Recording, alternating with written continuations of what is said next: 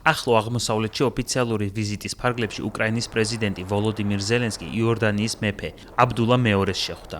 მხარეებმა უსაფრთხოების სფეროში შესაძლო პარტნიორების საკითხები განიხილეს.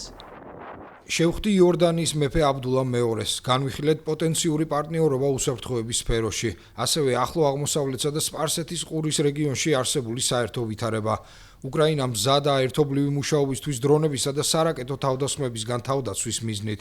ჩვენივე გამოცდილებიდან ვიცით, რომ ერთიანი სისტემის გარეშე შეუძლებელია ადამიანებისა და კრიტიკული ინფრასტრუქტურის სრულად დაცვა. ჩვენ ასეთი სისტემა გვაქვს.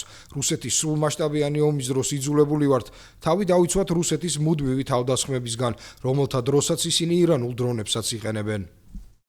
იორდანიაში ვიზიტამდე უკრაინის პრეზიდენტი ახლო აღმოსავლეთის ტურნეს ფარგლებში საუდის არაბეთს, არაბთა გაერთიანებულ საამიროებსა და ყატარს ეწვია. უკრაინამ ხელი მოაწერა საუდის არაბეთსა და ყატართან უსაფრთხოების 10 წლიან შეთანხმებას, რომლის მიზანიც თავდაცვის გაძლიერებაა. ახლო აღმოსავლეთის ქვეყნებზე ირანული იერიშების ფონზე უკრაინა რეგიონის 5 ქვეყანას, არაბთა გაერთიანებულ საამიროებს, საუდის არაბეთს, ყატარს, ქუვეითსა და იორდანიას ირანული დრონების განეიტრალებაში უკვე ეხმარება. მას შემდეგ, რაც ამერიკის შეერთებულმა შტატებმა და ისრაელმა ირანზე 28 თებერვალს სამხედრო იერიში მიიტანეს, ირანი საპასუხოდ თავს დაესხა ახლო აღმოსავლეთისა და ყურის ქვეყნებში მდებარე ამერიკულ სამხედრო ბაზებსა და საერთაშორისო აეროპორტებს. უკრაინამ კი რეგიონში 200-ზე მეტი დრონის სპეციალისტი გაგზავნა.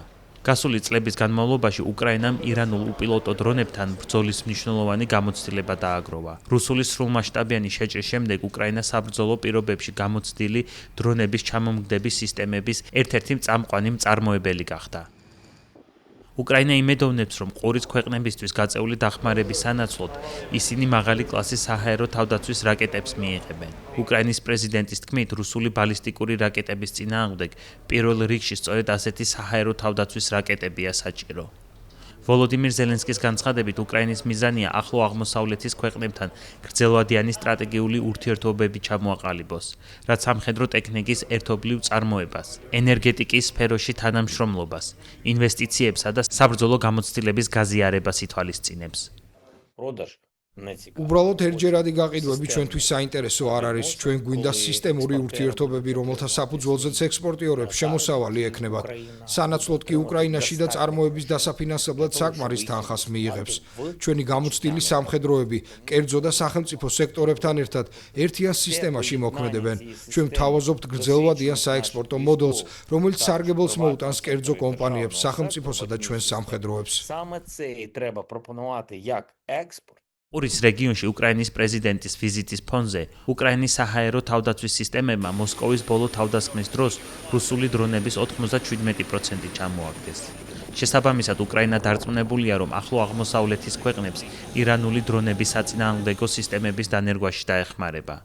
უკრაინას ასევე იმედი აქვს, რომ ჰორმუზის სრუტეში უსაფრთხოების აღდგენაში მნიშვნელოვან როლს შეასრულებს. უკრაინამ ახალ მოკავშირეებთან, მათ შორის ყურის ქვეყნებთან ურთიერთობების გაღრმავება აქტიურად მას შემდეგ დაიწყო, რაც უნგრეთმა ევროკავშირის 90 მილიარდი ევროს ოდენობის სესხი დაბლოკა.